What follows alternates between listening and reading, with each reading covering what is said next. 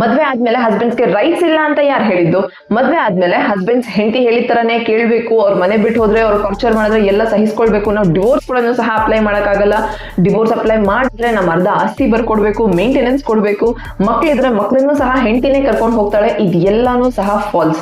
ನಿಮ್ಗೆ ನೀವ್ ಯಾವ್ದೇ ಕಾರಣಕ್ಕೂ ಟಾರ್ಚರ್ನ ಅಥವಾ ನಿಮ್ ಹೆಂಡತಿ ಬಿಟ್ಟು ಹೋದ್ರೆ ಡಿಸರ್ಷನ್ ಅನ್ನ ಇದನ್ನೇನು ಅನುಭವಿಸ್ಕೊಂಡು ಇರ್ಬೇಕಂತ ಇಲ್ಲ. ಹಸ್ಬೆಂಡ್ ಕೂಡ ಸಹ ಡಿವೋರ್ಸ್ ಗೆ ಅಪ್ಲೈ ಮಾಡಬಹುದು ಈ ಎಲ್ಲಾ ಗ್ರೌಂಡ್ಸ್ ನ ಮೇಲೆ. ಹಾಗೇನೆ ನೀವು ಡಿವೋರ್ಸ್ ಅಂದಿದ ತಕ್ಷಣ ಮೇಂಟೆನೆನ್ಸ್ ಆಟೋಮೆಟಿಕ್ ಆಗಿ ಏನು ಹೋಗೋದಿಲ್ಲ. ಮೇಂಟೆನೆನ್ಸ್ ಗೆ ಗ್ರೌಂಡ್ಸ್ ಇದೆ ಅಂಡ್ ಆ ಗ್ರೌಂಡ್ಸ್ ನ ಬೇಸಿಸ್ ಮೇಲೆನೆ ಮೇಂಟೆನೆನ್ಸ್ ಡಿಸೈಡ್ ಆಗೋದು.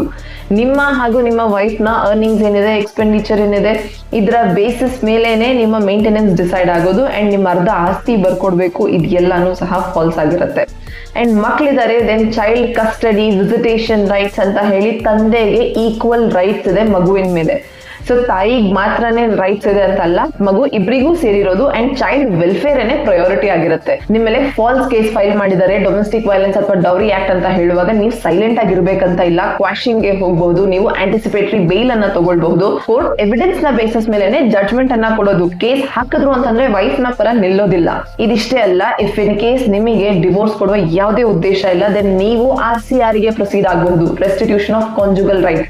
ನನಗೆ ಹೆಂಡತಿ ಬೇಕು ಅಂತ ಇಲ್ಲ, ಡಿವೋರ್ಸ್ ಡಿಸಿಷನ್ ತಗೊಳ್ಳೋದು ಬೇಡ, ನಾವಿಬ್ರು ಸ್ವಲ್ಪ ಸೆಪರೇಟ್ ಆಗಿದ್ದು ಅರ್ಥ ಮಾಡ್ಕೊಳ್ಳೋಣ ಅನ್ನೋದಾದ್ರೆ ಜುಡಿಷಿಯಲ್ ಸೆಪರೇಷನ್ ನ ಕೂಡ ಸೀಕ್ ಮಾಡಬಹುದು. ಆದ್ರೆ ಯಾವುದೇ ಕಾರಣಕ್ಕೆ ಪ್ರೆಷರ್ ಅಲ್ಲಿ, ಒತ್ತಾಯದಲ್ಲಿ ಬಂದು ನೀವು ಡಾಕ್ಯುಮೆಂಟ್ ಪೇಪರ್ಸ್ ಅನ್ನ ಸೈನ್ ಮಾಡೋದು, ಪ್ರಾಪರ್ಟೀಸ್ ನ ಸೈನ್ ಮಾಡೋದು, ಮ್ಯೂಚುವಲ್ ಡಿವೋರ್ಸ್ ಗೆ ಸೈನ್ ಮಾಡೋದು, ನ ಮಾಡ್ಕೊಳ್ಳೋದು, ಇದು ಮಾಡೋದಕ್ಕೆ ಹೋಗ್ಬೇಡಿ ವಿತೌಟ್ ಅನ್ ಅಡ್ವೊಕೇಟ್ ಅಡ್ವೈಸ್. ಲಾ ಬರೀ ಫೀಮೇಲ್ ನ ಪ್ರೊಟೆಕ್ಟ್ ಮಾಡೋದಕ್ಕಷ್ಟೇ ಅಲ್ಲ, ಇನ್ನಸೆಂಟ್ ಹಸ್ಬೆಂಡ್ಸ್ ನ ಕೂಡ ಸಹ ಪ್ರೊಟೆಕ್ಟ್ ಮಾಡುತ್ತೆ.